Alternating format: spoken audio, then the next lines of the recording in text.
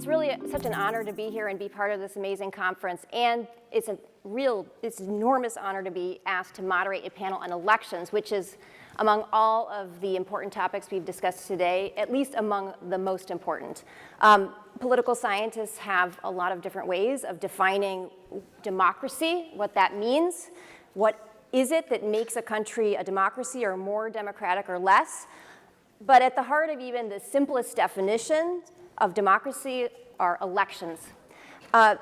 There are so many ways a person or a group can participate and try to influence politics and policy, but the primary way in which we seek to ensure that the people govern and ensure some equality of participation is through elections and through the design of our electoral institutions. And yet, as it stands now, Americans' trust in elections has declined considerably in the last couple of decades. Their confidence in that their own vote or that the votes of the American people will be counted properly is down significantly compared to 20 to 25 years ago. And we have candidates and elected officials who are telling people that the system is rigged. So what does this tell us about American democracy, and what can and should be done about it? That's our topic for this final panel. We have 4 terrific panelists to discuss their work with us and their experiences today.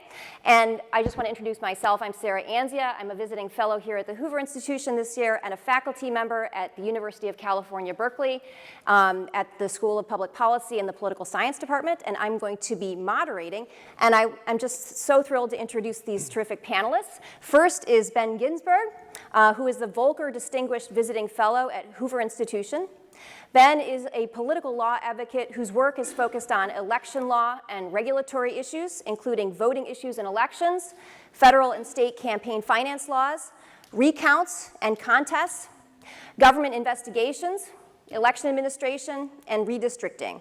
He's represented 4 of the last 6 Republican presidential nominees and has served as co-chair of the Bipartisan Presidential Commission on Election Administration. Ben has held teaching appointments at Stanford, Harvard, and Georgetown. Welcome. Professor Justin Grimmer is a senior fellow at the Hoover Institution and the Morris M. Doyle Centennial Professor of Public Policy in the Department of Political Science at Stanford University. Justin's research focuses on American political institutions, elections, and developing new machine learning methods for the study of politics. Some of his recent projects focus on voter fraud claims in the 2020 election and subsequent elections, and on understanding the impacts of election law on voter turnout and election results, and he serves as co-director of the Democracy and Polarization Lab at Stanford. We also welcome Lieutenant Governor Deirdre Henderson, who is Utah's 9th lieutenant governor, serving as the Beehive State's 2nd highest elected official, chief election officer, and secretary of state. Prior to being elected to the lieutenant governor role, Deirdre served 8 years in the Utah Senate representing South Utah County. She has built a reputation as a strong conservative and champion of women and families. And last but not least, Professor Rob Willer is a professor of sociology here at Stanford University and is director of the Polarization and Social Change Lab and co-director of the Center on Philanthropy and Civil Society. Rob studies politics, morality, cooperation, and status. He led the Stanford Democracy Challenge, which brought academics, practitioners, and industry experts together in a collective effort to identify effective interventions to improve Americans' commitment to democratic principles of political engagement. Thanks, Rob. So I'm going to start with a question for each of you individually, and I'll start with Ben. So Ben, a lot of your work for the Improving American Elections Initiative, I want to ask about that, has been studying what you refer to as myths. Myths in the political process that both political parties use, whether it's suppression or fraud, to form their electoral strategies. Can you discuss some of those and talk about how fraud, suppression, these claims underlie the parties' get out the vote programs? And how has this been, and has it been, a factor in increasing polarization and skepticism about the integrity of elections? Thank you, Sarah. And thank you for putting on this terrific program today. And I'm really excited to be on this panel with these great folks to talk about this really important election. Much of what we're doing at Hoover is looking at elections, especially in the context of the increased polarization in the country, and figuring out exactly how our elections, a trusted institution, has come under so much fire and what can be done about it. The polarization that animates the country is obviously a huge factor in this debate over what's happening with elections today.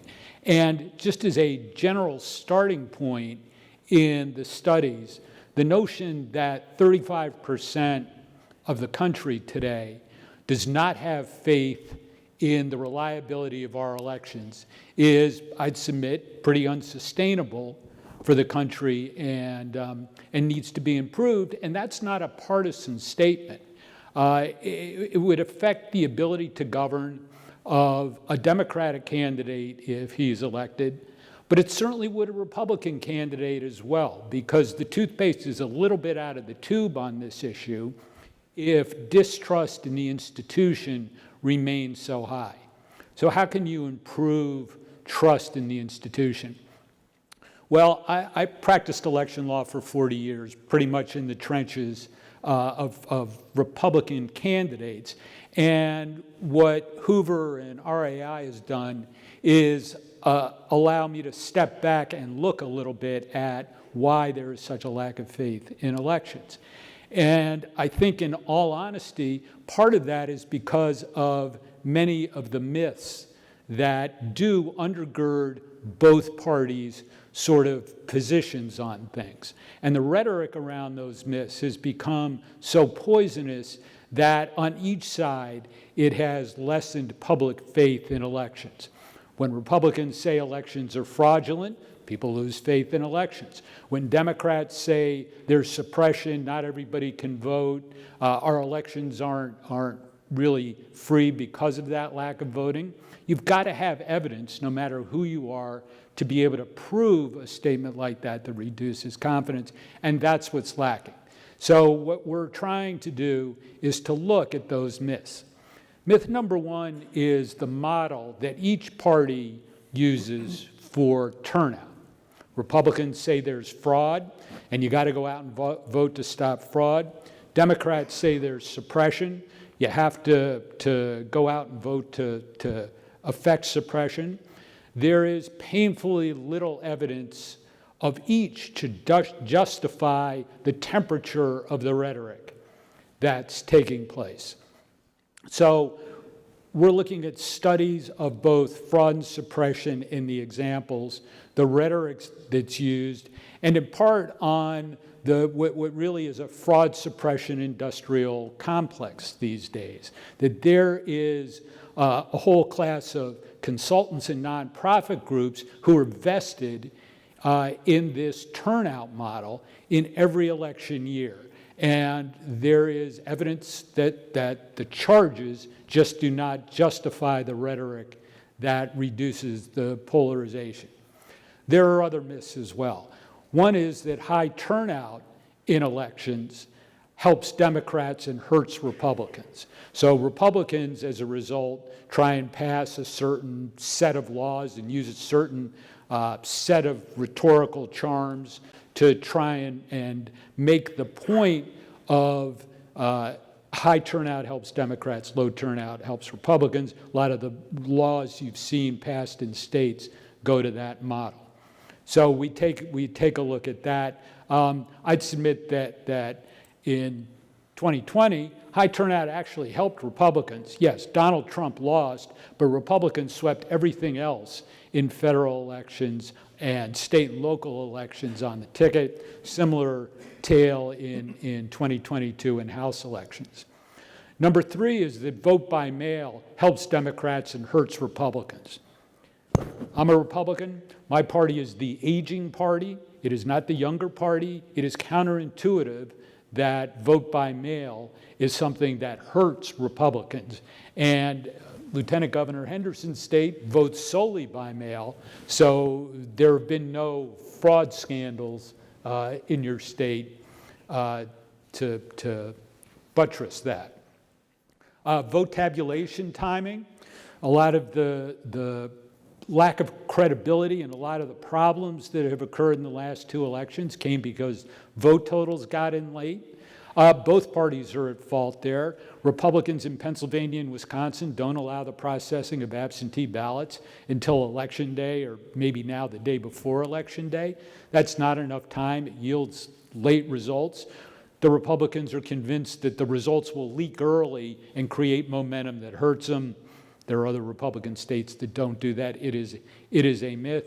Democrats believe in extending the receipt of absentee ballots till well after the election on the grounds that more of their voters vote late and can't meet deadlines. The obvious solution is to expand the number of early voting days on the front end so there aren't fewer days to vote, and to get results done in a timely fashion. And fifth is the new state laws that have been passed in sort of great controversy and a lot of rhetoric, whether it's Jim Crow 2.0 or all elections are rigged. Justin has done a terrific paper looking at how all the fighting over the laws that have been passed in the states to extend early voting or open up the franchise has really a marginal effect on actual votes and turnouts.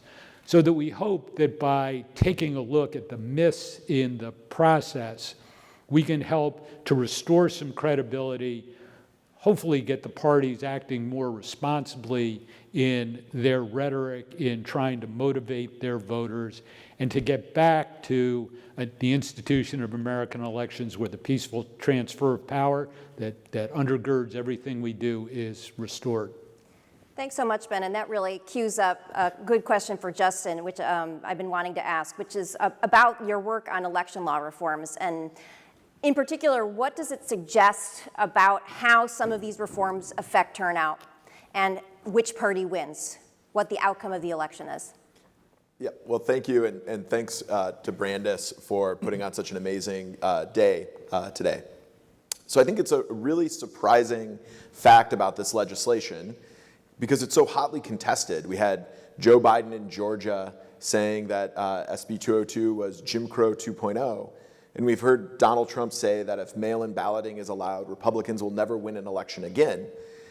Meeting these sorts of proposals, there's massive litigation with millions of dollars being spent, and political parties are forming some of their central platforms around these reform ideas. Indeed, for the Democrats, H.R. 1 was a bill about election reform.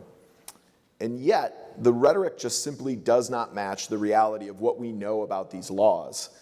We consistently find that the laws have either a marginal effect or no effect on who turns out to vote, and certainly on the partisan advantage either party has after a law is implemented.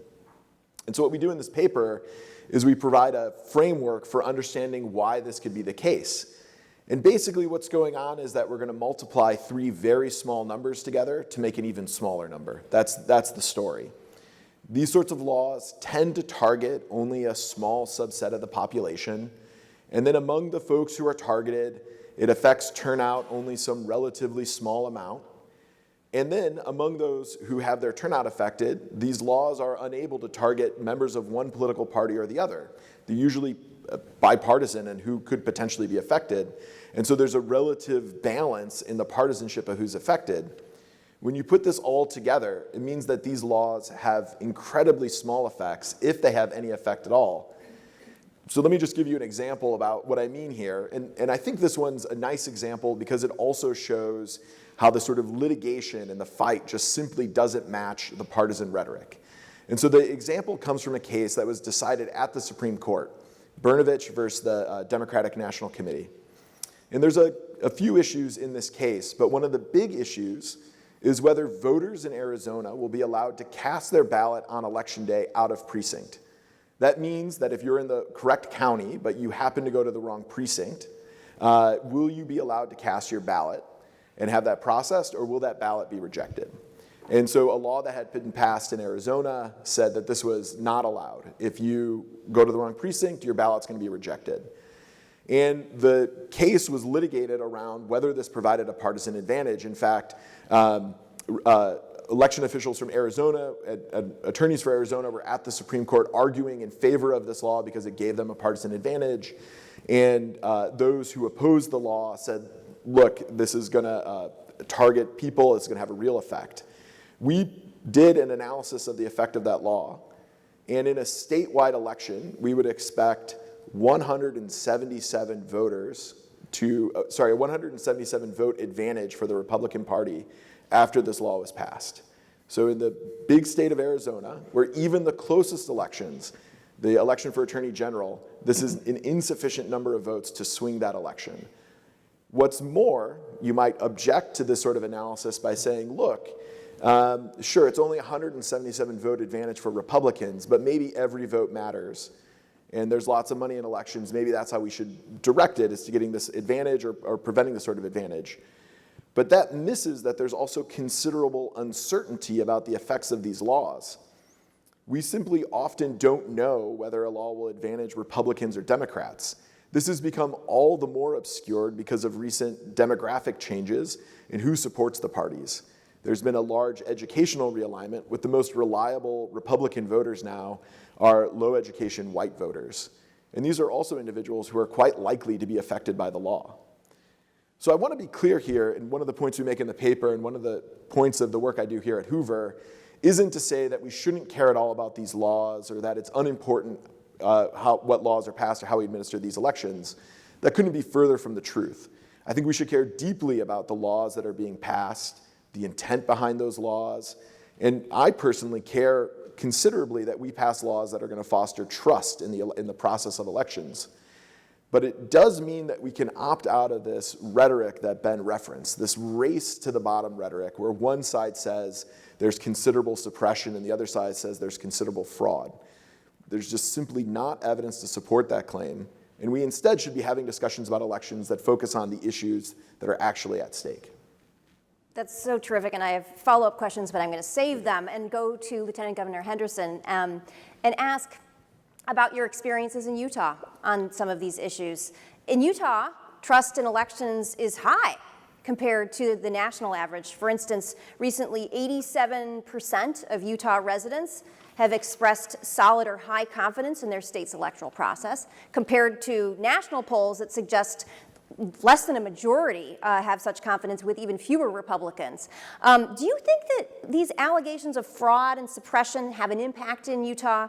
To the extent that this impact is lower in Utah than elsewhere, why do you think that is, based on what you've seen?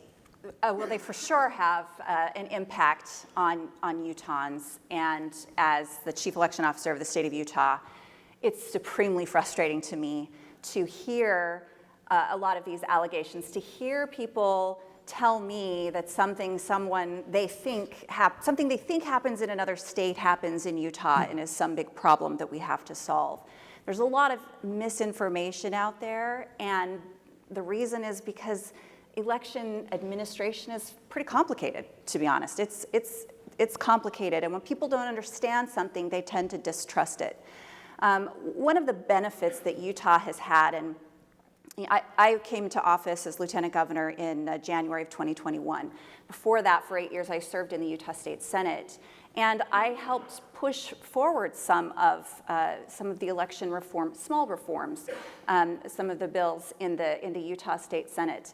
When I first came into the Senate, there was an adage that I would hear senators say over and over, that you should have to climb a mountain, wrestle a bear, and swim an ocean in order to be able to vote. And I just thought, you know what, I don't believe that. Voting is not a privilege, it's a right. For the people who are eligible to vote, it's a right. And as a conservative, I just rebuffed the idea that government should arbitrarily make exercising one's rights more difficult without good reason. So we have really fought hard in the state of Utah to hold two thoughts at once, and that is that you can have secure elections and you can also have easier access to the ballot. And this is something that we have tried to really preach and teach and talk about and drill into the people of the state of Utah, to take politics out of elections, at least out of election administration, and that's the goal. We're not perfect at it by any stretch of the imagination, but we do try to do things very differently in Utah, in just a way that makes sense to our citizens. So we have, yes, we're a by-mail state. 98.5% of the people of the state of Utah in our recent, I don't have the numbers yet from our recent general election because it was just last week. We had to push ours back a couple weeks to fill a seat in Congress. But our municipal primary election that we had in September, 98.5% of the people in Utah who voted in that election voted by mail. Only 1.5% of the voters went in and voted in person. And the vast majority of those that did go in and vote in person did so on election day. We do have early voting in our state. But we subscribe to the notion that we should have people exercise their constitutional right to vote in the way that they feel most comfortable. If that means going in person and voting and getting your I voted sticker and having that experience, then people should be able to do that. If that means sitting at your kitchen table and taking your ballot, which sometimes in our state, I don't know about your states, but in our state, our ballots can get pretty long. We have judicial retentions. Next year we'll have a presidential election. We'll have a U.S. Senate. We'll have all 5 of our statewide constitutional officers on the ballot, not to mention local legislators and county officials. And then we've got propositions and we've got constitutional amendments. They're really long ballots. And you can sit at your kitchen table and you can look everything up and you can make an informed vote if you would like to do that. Or you can go, to in person. It used to be that you'd go in person, you'd stand in line for quite a long time, and you'd have 2 hours of line behind you, and you'd feel a lot of pressure to hurry up and just vote straight ticket or just pick the top person or whatever your method was if you didn't know. And now you can actually make a more informed decision. So people love this. And we actually put it in place. It wasn't a top-down approach, it was a bottom-up approach, which we've heard multiple times throughout this conference is very important in a lot of ways. Starting in 2012, the legislature changed the law to allow counties to opt in to vote by mail. And I think that was the key. We have rural counties in our state that they're the ones that opted in first. Our tiniest, most rural counties were the ones that opted in first. And then by 2020, when the whole world shut down, we already knew what we were doing and we had the kinks worked out. So that is part of the reason why we have a lot of trust. I mean, we had that advantage over some of the other states. So I absolutely understand that. But also one of the things that has been important to us is educating the public. We have people who are out there spreading misinformation, spreading lies. Even elected officials in Utah, some of them have practiced this, and it's frustrating to me because they got elected with the same, on the same ballot as the people that they're saying, were elected illegitimately. And so we've opened the doors, the county clerks have opened their doors, invited the public in. We've tried to educate the public, and we've also had the idea that as much as we like to pat ourselves on the back, we're not perfect, and our processes are not perfect, and there's always room for improvement, always. So we're continually improving, we're continually revisiting our systems and our processes, and we're not afraid of that. But we hopefully, my goal is to hopefully the policies don't change based on the rhetoric or misinformation of a few loud voices. If we're changing policy, if we're changing what we do, it's based in fact and there's a real reason behind it, and not just out of fear. Talking about the lay of the land and the example in Utah is so important because I think it gets us to and helps us with the consideration of what needs to be done about this. If we're going to target certain constituencies or use certain strategies, what should they be? And I want to go to Rob to ask about some of your work on this. In particular, your work focusing on what happened in Utah in 2020, where Governor Cox and his Democratic opponent produced an ad in which they pledged to support the election results, regardless of who won. So you've started a project that is co-funded by RAI, in which you are building on Governor Cox's and the National Governors Association's efforts to encourage other gubernatorial candidates to do the same. Could you say a little bit about that project, and what do we know about the effects of that ad in Utah and your plans for what's going to happen and what you'll do in the 2024 election? Sure, happy to do it. Wanted to say thanks to Brandis and RAI for this amazing convening. It's been terrific, all these panels, and it's an honor to be on this one.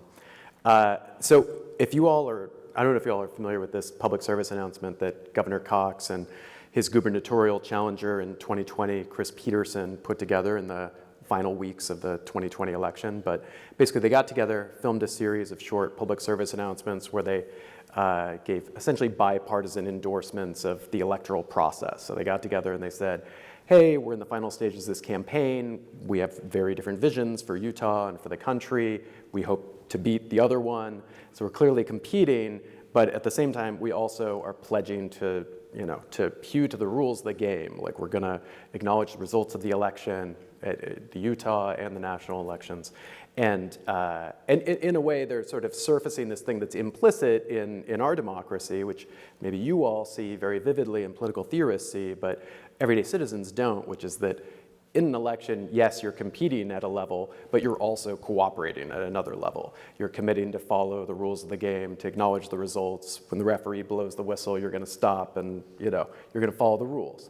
But that's been left implicit for a long time, and I think that's part of why this ad is so striking, or this series of PSAs that they filmed, and strongly recommend you check them out. They're even kind of touching. So we were really interested in what kind of effects an ad like this might have on everyday citizens, in Utah, but beyond. And so we tested it in the context of a very large survey-based experiment that we did a couple of years ago, which Sarah mentioned, the Strengthening Democracy Challenge. It was just one of several ideas we tested, but it was one of the most effective ideas that we tested for reducing Americans' levels of animosity towards their rival partisans, support for bipartisan cooperation. It reduced people's support for political violence and their support for undemocratic practices. So, one of the more effective things that we tested, these are small effects. They didn't endure for a long time. Watching a 1-minute public service announcement, we didn't find any evidence that was transformative 3 weeks later. But it was a good proof of concept that something like this, it's not going to make things worse, and it could make a difference, especially if you could scale it. If you could get more people doing stuff like this, get more of our elected officials committing to endorsing the electoral process publicly in a similar way, it could really make a difference potentially. So we want to kind of go that next step. Governor Cox is now the chair of the National Governors Association, and in that position is trying to scale what they did in 2020, which is I think an admirable thing to do with that position. And they've crafted a campaign called Disagree Better, where they try to get pairs of Democrat and Republican politicians together to do something like what Cox and Peterson did. So like endorse the democratic process and communicate mutual respect by appearing on film together, and sort of say, like, we disagree. We have like really serious, like morally rooted disagreements we need to work on here, but we also can have a civil conversation. We can work together and cooperate on policy. And so they're starting to roll these out. They're starting to produce them, and we're going to do a field experiment that's funded, in large part by RAI's generosity, and is possible because of that. And our hope is that we'll find similar results for people watching these public service announcements out in America. So we're going to, randomly assign Americans to see lots of these public service announcements in the course of their organic TV watching or not. And then in this assessment led by Haggai Weiss, who's a postdoc here at Stanford, we're going to see if it has those sort of positive effects on partisan animosity, undemocratic, support for undemocratic practices, and also faith in elections. And the hope is that it could make a difference. Yeah. It's great. Well, so a couple of questions I want to throw out to the panel and see who wants to take them. One is a follow-up on some of the things that Justin was talking about, which is, look, if these reforms that are being passed by so many states, or at least being considered, are not having a big impact on turnout, are not having a big impact on the partisan outcome of an election, why all the sound and fury? What are they doing, right? So there's that. And then I think the maybe more concerning one is, how can politicians be incentivized to promote well-functioning electoral processes and then boost voter confidence in them when as you were saying, Ben, there are these electoral advantages to raising skepticism about precisely those things. How can those incentives for politicians be shifted? Well, for starters, what happens at the ballot box is the ultimate incentive for politicians. So if in an election, a theory like election denialism is rejected uniformly and consistently, that is the single best thing you can do to incentivize politicians. Given that we are in a C3 environment, I think the other things are talking about the processes in an election and showing really what Lieutenant Governor Henderson said they do regularly in Utah and isn't done everywhere, but talking about the safeguards in the election system to make it right so that when a politician comes up and starts criticizing the election officials and even other public officials are armed with the material about why elections do work. Historically, elections have had great credibility, so there was no need for election officials to try and say how they work. That has obviously changed in recent history, but it is sort of a longer process to get people talking about it. Anybody else want to weigh in on the questions I threw to you? Rob, I think go ahead. in terms of shifting incentives, one thing that could be helpful would be more donor intervention in this space. I think that for one thing that I would love to see is to see donors that don't believe in election denial and think that it is destabilizing, to the government and society in a way that's undesirable for them, intervene and say, we will, I'm giving my regular political donation to these candidates if they will commit to publicly endorsing elections via something like Governor Cox's public service announcement series. And that's the kind of thing that could actually shift incentives a bit. As well as, I think, better awareness of what the data is really showing. So like Andy Hall here in the GSB at Stanford finds that, yes, in 2022, there seemed to be a small advantage in primaries to election denial on the Republican side, but there was a slightly larger and probably more certain deficit in general elections, suggesting election denial was a little bit of an electoral trap of like, you might gain a little bit in the primary, you might not have needed it, depending on what your primary is like, but then you lose a bit and with a little more confidence in the general. And so from a donor's perspective, they've got a longer term vision. They're like, oh, that's a trap, I don't want that if I can avoid it.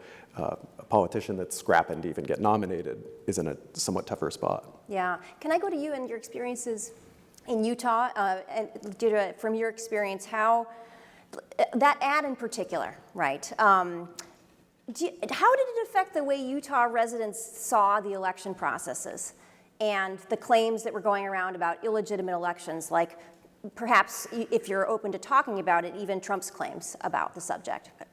Yeah. So I think what that ad did, and in Utah, the governor and lieutenant governor run together on a ticket. So we were both running in 2020. It was a really vicious race. We had tried hard, Governor Cox and I. Then he was lieutenant governor at the time. We'd kind of made this pact. We're not going to let ourselves devolve to the level of some of the other candidates in the race. Outrage sells, and people negative campaigning. People engage in negative campaigning because it works, right? And we thought, we don't care if we lose the race, we're going to stay above the fray. But what I think that ad and when leaders at the top, they defend truth and they don't give in to the negativity, it may not change certain people's minds, but it will help some people. And it's those some people that we're after, right? It gives cover to the people who maybe don't believe all of the denialism and the outrageous claims and the crazy stuff they hear or see on social media or see on TV, that have some doubt in that. It gives some cover and credibility to those doubts that they have. And that's a really good thing. So I think that It's not easy to change, to right this ship, but it is possible. I am hopeful, and it absolutely has to start with the people at the top, in the public sphere, who have the microphone. People who maybe don't cast doubt on other states' processes in order to try to bolster the credibility of your own. You cannot build up while tearing down. You can't do it.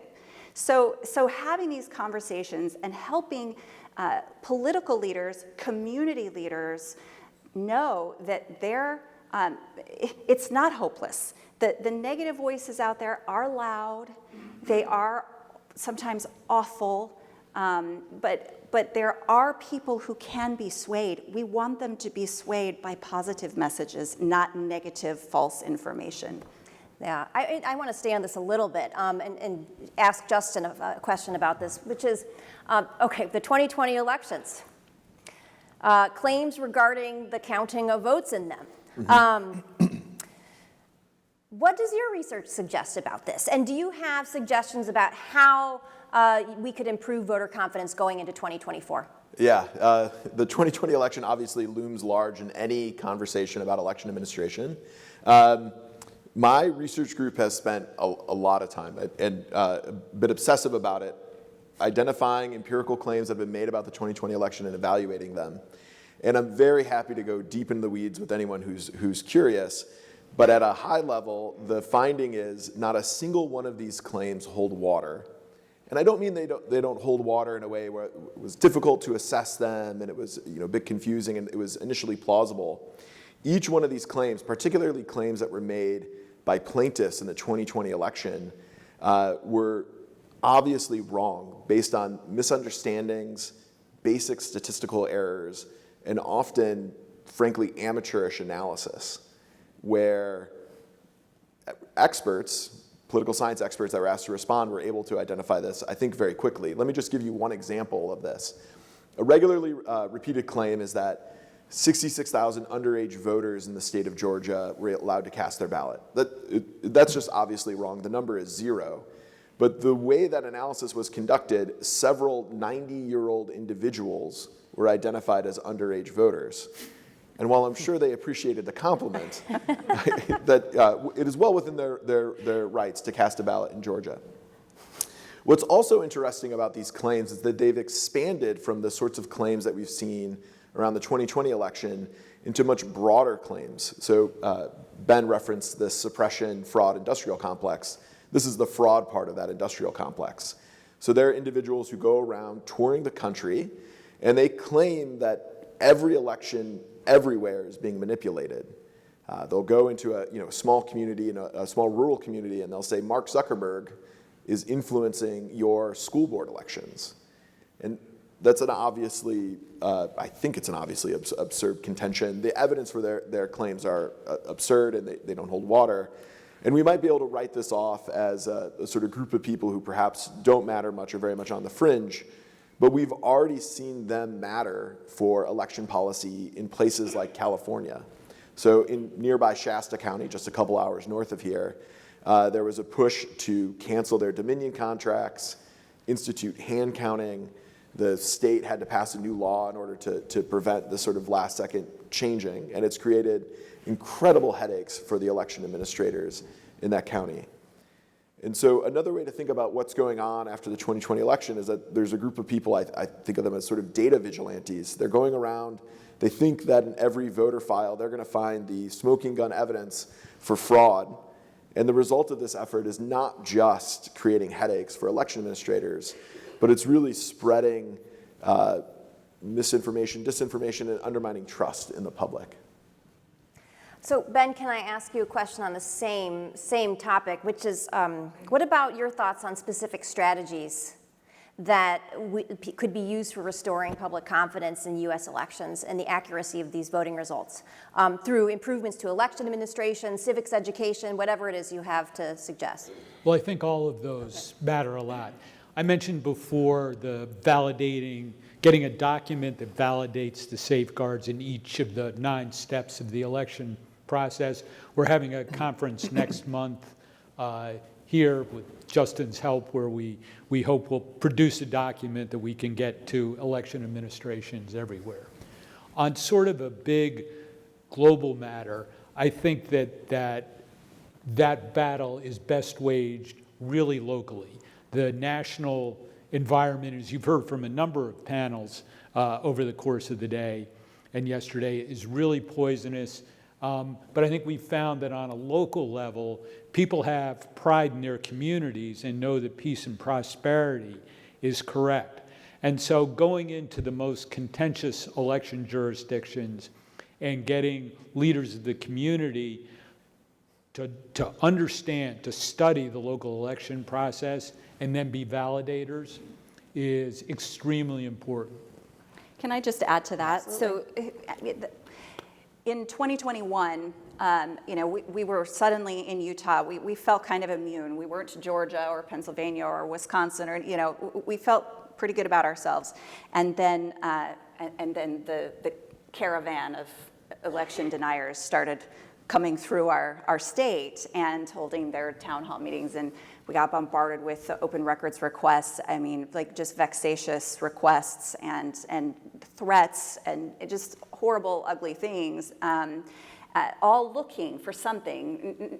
I'm still not sure what they were trying to find. They didn't find anything. They're still trying to look. But one of the message, I realized that we really needed to stop the bleed. We wanted to keep Utahns we wanted their confidence to remain high, and we wanted to increase their confidence in elections. So one of the messages, and we did a whole public service campaign about this, is to help people recognize and remember that their elections aren't run by nameless, faceless bureaucrats in Washington, D.C. They're not even run by the state. They're run by their neighbors and their friends, the people they go to the grocery store with, the people they go to church with. These are run locally. And when we messaged that and we featured local election workers in some of these ads, some of them had been poll workers for 50 years. I mean, we got a very positive response, and we were able to drive up confidence from 81% to 89% by the end of the election in 2022. But that local effort is so important. It's also really hard. It's hard, it's a lot of work. It's like the starfish analogy where you're just throwing one starfish back in the ocean. It's kind of the hand-to-hand combat, one person at a time, but it has an effect, a positive effect on mitigating some of that noise out there. Mm-hmm.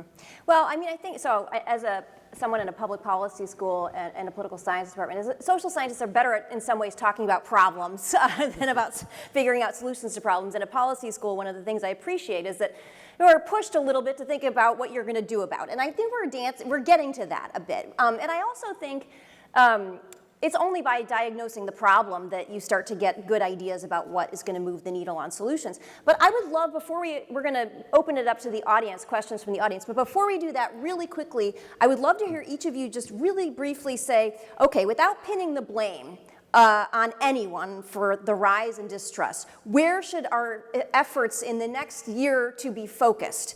Should it be focused mainly on trying to influence public perception? Should it be changes in election practice? If so, what? Should it be changing the behavior of candidates and elected officials? I'll just go down the line and start with Rob. Yeah, that's a really great question. I mean, in our lab, the thing that we found makes the biggest difference in Americans' trust in elections is being presented with Republican endorsements of election integrity. That if you present people with several of those back to back, that increases confidence in elections. You might, why doesn't that happen more? Well, there's really significant electoral disincentives to Republican politicians who probably don't believe, for the most part, that 2020 was rigged, but face, they perceive really serious electoral disincentives, especially in primaries. And I don't know how wrong they are. I think that it's not as bad as they suspect, but I think working on that, like how do you change the terrain of not just perceived incentives, but actual incentives for Republican politicians so that they're in a space where they can endorse election integrity, seems like a place to intervene. Deidre? So I think the number one thing that everybody can do, but of course people at the highest level, elected officials, it's even more important, is to tone down the rhetoric. They have got to tone down the rhetoric. The idea that they can get more support and more votes by peddling disinformation or outrage is really repulsive. It's an incentive that is completely misaligned with the public good. And if people could just tone down their rhetoric, stop assuming the very worst of everything in the hopes of gaining some paltry, apparently, political support, then that would be my number one wish list. So I think there's longer-term reforms. Obviously, we'd love to reform various parts of the electoral process. In the next year, the thing we could do overnight is reform how the media reports on election night. So one of the biggest sources of controversy among people who are skeptical of the 2020 election is Edison data on the vote counts that were coming in. So there's this syndrome among the networks where they want to count the votes as if this is a basketball game. And you almost make the same chart for a basketball game that you can make on election night and see how these votes are counted. Of course, that's all a fiction. All the votes are already counted by the time all the votes are already cast by the time they're doing that counting. So simple reforms, even as simple as reporting results only on the hour as an update, delaying in the calling of races a bit longer, I think this could go a long way to just taking the temperature down and removing misperceptions about what's going on in the election. If I could wave my magic wand, and I agree with everything that everyone said, and they're all important, it really would be having each election official engage in a program of transparency of how their elections work, so that there are no questions on the local level about the process itself. And if I was going to look longer term, I would face the difficult realization that we have 10,000 different jurisdictions in this country. And so if you actually want to fix that problem, you need to think globally within a federalist context still of how you can reduce that number of jurisdictions. All right, I would love to get questions from the audience in the back here, please. What gives you confidence that ballots that are submitted are in fact submitted by someone who has the authority to vote? In other words, maybe there's no voter ID, maybe signature authorization doesn't exist effectively. Why are you confident that that's not a significant issue? Yeah, so I'll take that. So first off, voter identification is required in a number of places. So for example, in Georgia now, you have to provide your driver's license number or other sorts of identification. What's that? No, not all. I said in Georgia, yeah. But there's also signature verification in other states. So for example, in California, when you return your ballot, there's signature verification. There's a lot made in Pennsylvania about a potential lack of signature verification. And so we can contextualize that concern a bit. So certainly there was still verification in counties that the name that was signed there corresponds to the name that should be there. So that was still happening. But also in Pennsylvania, an individual has to apply for that ballot. And so it's different than California where everyone's receiving the ballots. There's not a lot of ballots floating around in Pennsylvania. And to that end, Pennsylvania instituted a set of processes so that you could do the entirety of that mail-in balloting in one stop. Now the question is, another way to interpret your question is, could I assert to you that every ballot that's cast in the election is legitimate? And no one could, and in fact we know that there was some small instances of fraudulent ballots being cast. Now there's this separate question, were there concerted, organized efforts in order to swing the election by doing something like pooling absentee ballots and fraudulently casting or illegally casting those ballots?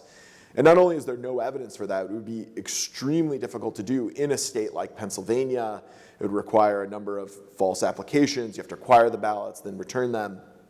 And we've just simply not seen any evidence of that sort of conspiracy happening in Pennsylvania.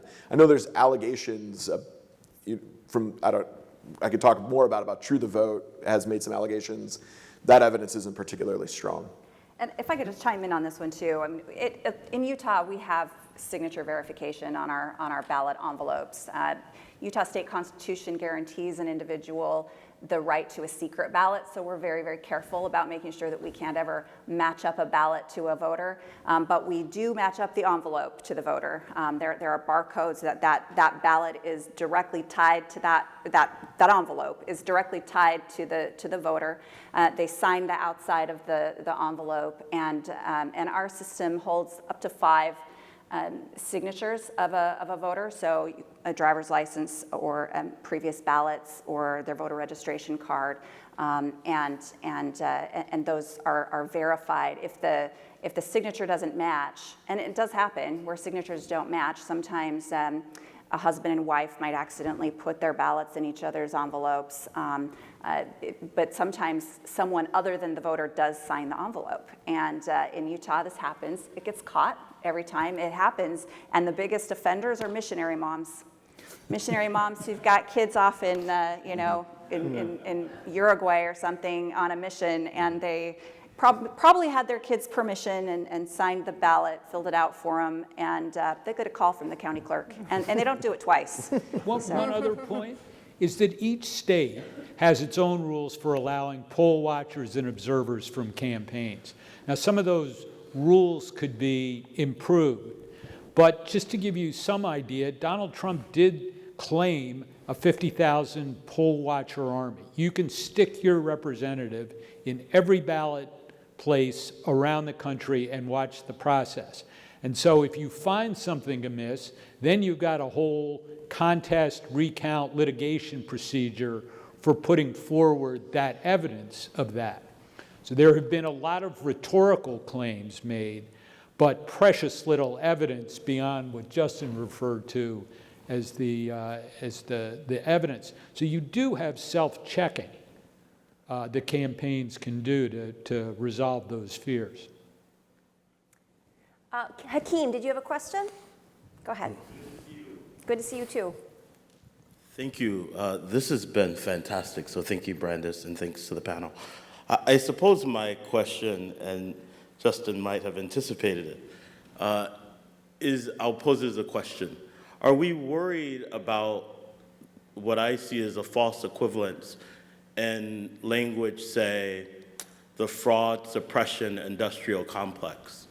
There is no evidence of fraud at any large scale in American elections. I think we'd agree on that evidence. But there is, I think, quite a bit of evidence that the panelists are all quite aware of attempts to suppress the vote. And so it's a different question as to whether those attempts work.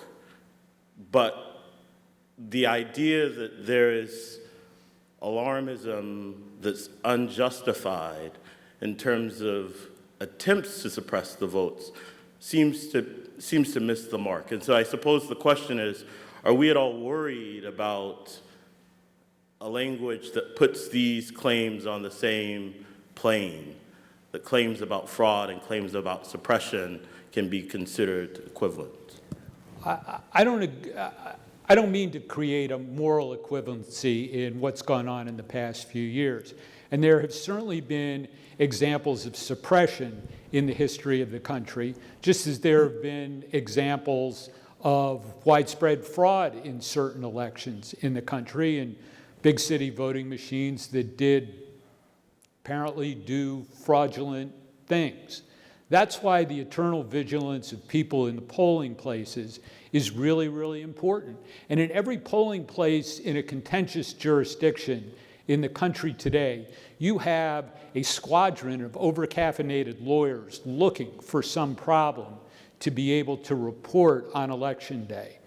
That's why when I say you've got to be able to present the evidence of it, I think that's true. And the rhetoric that I'm referring to is, for example, the Jim Crow 2.0 rhetoric about Georgia. I mean, the factual basis for that was that Georgia reduced its early voting days from, I think it was 23 to 17, which is still 7 days more early voting than a Democratic state like, say, Delaware. So that the rhetoric that does create a lack of confidence is prevalent on both sides.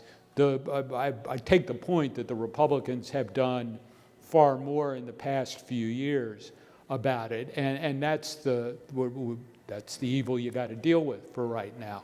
But it's true on both sides. For a minute, I thought that was my cue to stop the panel, but we have time for one or two more questions, I think, here in the middle. Can you address the Voting Rights Act that was gutted? I mean, we're having this conversation about the fact that there is fraud, and I think that Justice Ginsburg wrote in her dissent in one of these cases that, you know, we have to be continually vigilant because of our history of voter suppression and fraud. So how does the National Voting Rights Act and play into this discussion about fraud and suppression language that you're using? I'll say, as a state, we have to abide by it. In fact, we actually have a county in Utah a number of years ago. It's under the jurisdiction of the Department of Justice now. I mean, no one wants to admit that they might have a county in their state that was so egregious in some of their practices that they ended up having to be babysat by the Department of Justice. But the fact is that we do, in the state of Utah, a county that had some things happening years ago, a county with a large population of Native Americans. And so, you know, we absolutely have to take all of that into account. And I would just add, too, that there's more than one way to suppress a vote. And so in my mind, as an election official, it's important, and as a former policymaker, I guess former legislator, important to make sure that I'm looking at systems and processes as a whole, as to whether or not those systems or processes are good or not good in helping people exercise their constitutional rights. I should not be looking at these systems or these processes based on a hoped-for outcome. Because if it's good for me to do that, it's going to be good for someone else to do that. And that's what people, I think, are failing to recognize, especially probably some people in my party, is if they can do it to someone, then someone can do it to them. And that's not good for anybody. So we absolutely have to take and hold in highest regard people's constitutional rights. And I don't know any of my counterparts around the country who doesn't do that, or any local election official who doesn't take people's rights into account. Nobody cares more about running fair and good and clean and secure elections than the people who actually run them. I would just add, there was a lot of concern about the Shelby decision, for example, and there's a recent paper that shows no effect of Shelby on minority turnout in the South, doesn't make it more likely that Republicans are going to win. If anything, there's a slight move in the other direction, but that's not statistically significant. So I think this is part of the rhetoric. There are decisions, people say that the sky is falling, we're concerned there's going to be a wave of laws that are going to make it much harder to vote, and that simply doesn't manifest. I think because first, there's other parts of the Voting Rights Act that are still very much in effect and widely used. And second, that's many of the laws that get labeled as suppressive are actually often legitimate attempts just to organize an election. For example, I don't think it's voter suppression to have a law that organizes drop boxes across counties, but sometimes that gets labeled as voter suppression. And so how we categorize that, I think, would be important for understanding, but also because these officials in general have good intentions, despite what we might think they get labeled otherwise. Okay, Charisse, and then you get the final question after Charisse. Go ahead. Hi, this has been such an interesting discussion with a lot of great points. I wanted to circle back to this discussion about the effects of some of these voter administration laws on turnout, and particularly the fact that we don't see a lot of empirical evidence about these laws depressing turnout. But one consideration I was thinking about that I want to kind of highlight is the role of a lot of these counter-mobilization efforts. So the role of activist groups that have been really pushing back to try to counter some of the negative effects of these laws, and thinking about what would be these effects in the absence of these groups that are doing a lot of work on the ground to try to get people to turn out to vote in response to some of these potentially negative laws that could affect their turnout. Yeah, so I'll just take that briefly. So we talk about this a bit in our paper and do an analysis of claims of counter-mobilization. And the current literature just cannot support the claim that in the absence of the activist groups, there would be some massive effects of the law. So there's a paper from Cantani and Pons who analyzed voter identification laws, and they also find perhaps some evidence of a counter-mobilization effect. But they find at best that law is going to, maybe that would be responsible for something like a 0.5 percentage point of increased turnout due to that counter-mobilization. So that's not going to be help explain sort of the absence of big disparities because of these laws.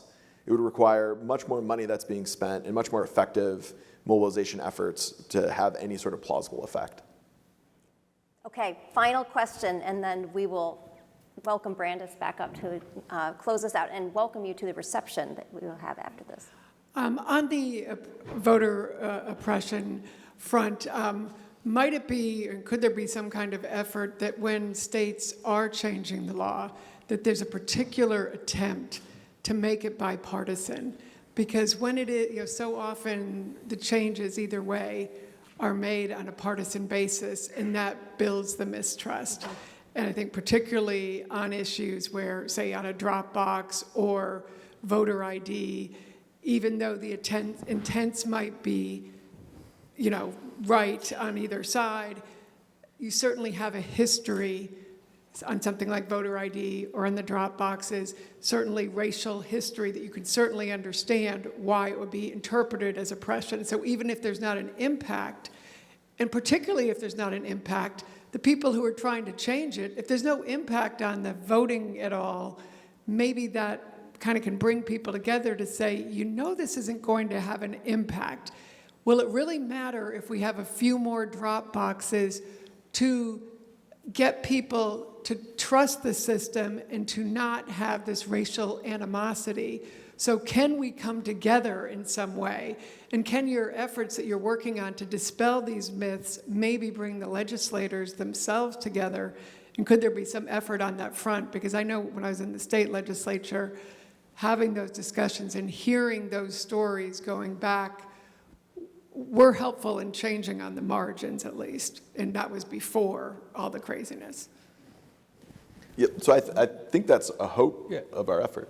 It is, and there's a collection of provisions from all the states which do form the basis of a bipartisan agreement to sort of balance out things. I mean, when I said, for example, get votes in by Election Day rather than let them come in a week afterwards if they're postmarked on Election Day, well, have them come in by Election Day, but increase the early voting period so there's every much opportunity to vote for people. The more voting is bad for one party, the other, that's going to be very helpful as you get that information out, because that misinformation, and Utah's example is great, that needs to be used more to just calm the waters on all of this. So thank you. Well, let's welcome Brandis Keynes-Roan back for a concluding word and thank our panelists. This is wonderful.